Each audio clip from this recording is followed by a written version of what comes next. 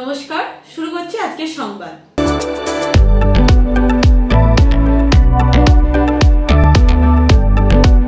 ভাদ্র মাসের শেষ দিন অর্থাৎ 31শে ভাদ্র ছিল বিশ্বকর্মা পুজো। আর এই বিশ্বকর্মা পুজোর পুণ্যতিথিতে বর্ধমানের নবাবহাট সংলগ্ন তালপুকুরে বৃক্ষরোপণ ও পুষ্টির দিশা কর্মসূচির মাধ্যমে পালন করা হলো আমার পাঠশালার চতুর্থ বার্ষিক প্রতিষ্ঠা দিবস। এই উপলক্ষে আয়োজিত এক অনুষ্ঠানে উপস্থিত ছিলেন বাচিক শিল্পী শ্যামাপ্রসাদ চৌধুরী, কবি ও সুরকার শেখ জাহাঙ্গীর এবং আমার পাঠশালার পক্ষ থেকে কালীশঙ্কর বিশ্বাস, কামরুজ্জামান চৌধুরী, অতনু ঘোষ, মোশারফ হোসেন এবং সন্দীপ পাঠক। অনুষ্ঠানে পাঠশালার শিশুরা কবিতা আবৃত্তির পাশাপাশি বৃক্ষরোপণেও অংশগ্রহণ করে। তাদের আনন্দময় উপস্থিতি অনুষ্ঠানটিকে সর্বাঙ্গ সুন্দর করে তোলে। এই দিনটির তাৎপর্যের কথা তুলে ধরেন আমার পাঠশালার সম্পাদক সন্দীপ পাঠক। তিনি বলেন, বহুজনের আন্তরিক সহযোগিতায় আমরা পায়ে পায়ে 4টি বছর অতিক্রম করতে পেরেছি। সমাজে পিছিয়ে পড়া পরিবারের শিশুদের সামনের সারিতে নিয়ে আসার লক্ষ্য নিয়েই আমাদের পথ চলা শুরু।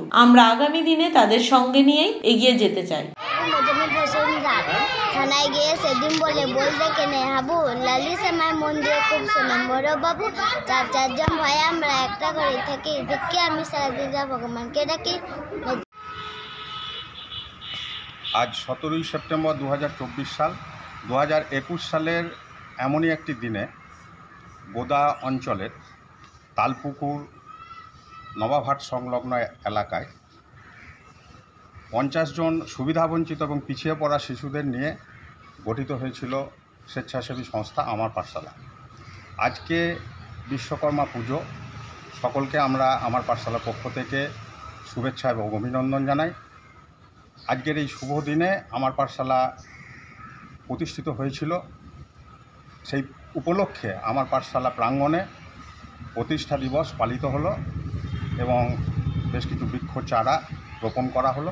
সেই সঙ্গে আমার পাঠশালার একটি প্রজেক্ট যেটা চলে, পুষ্টির দিশা কর্মসূচি, 50 জন দুস্থ এবং সুবিধাবঞ্চিত পিছিয়ে পড়া শিশুদের মধ্যে পুষ্টির দিশা কর্মসূচির মাধ্যমে আমরা কলা, খেজুর, লাড্ডু ইত্যাদি বিতরণ করলাম এবং সেই সঙ্গে বেশ কিছু বৃক্ষ চারা আমরা এই আমার পাঠশালা প্রাঙ্গণে, কালী মন্দির প্রাঙ্গণে ফুলের চারা রোপণ করলাম।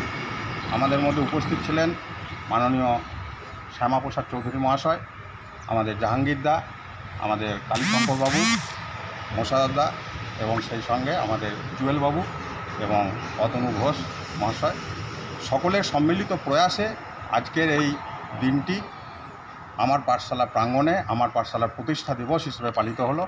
আমরা সকলের কাছে আবেদন জানাবো, যেভাবে আমাদের পাশে সকলে এসে দাঁড়াচ্ছেন বা আমাদেরকে আশীর্বাদ করছেন, আমরা যেন ভবিষ্যতেও তার মূল্য আমরা দিয়ে যেতে পারি এবং সঠিকভাবে কাজ করে যেতে পারি এবং এই দুস্থ সুবিধাবঞ্চিত পিছিয়ে পড়া শিশুদের জন্যে সমাজ কল্যাণমূলক কাজে ব্রতী হতে পারি, সেই আশীর্বাদ সকলের কাছ থেকে আমরা প্রার্থনা করি। সকলকে অসংখ্য ধন্যবাদ। নাম সন্দীপ পাঠক, আমার পাঠশালার সম্পাদক।